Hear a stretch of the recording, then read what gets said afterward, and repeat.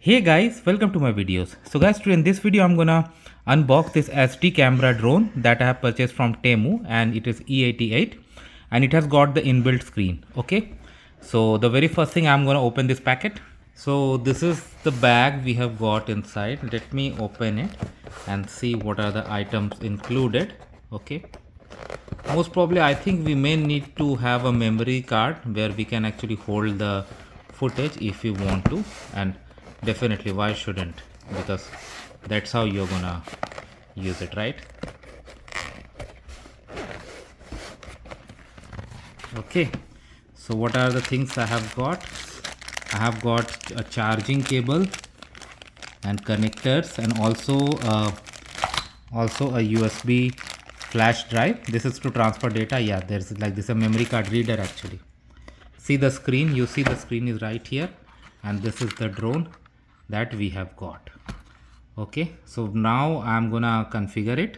So we turned it to power on with this. Okay, and it's now connecting mode, so I have to connect this with the drone. So this is the drone I have. There's a power button. Let it press and see what happens.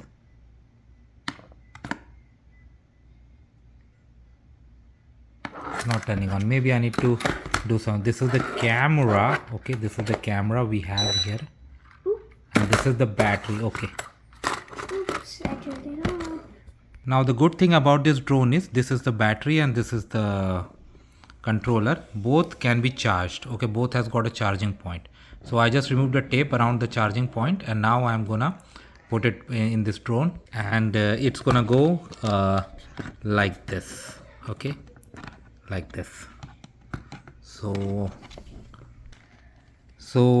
Yeah, so it's connected already. You can see this drone. So basically I had to turn this drone on and this controller on immediately it got connected.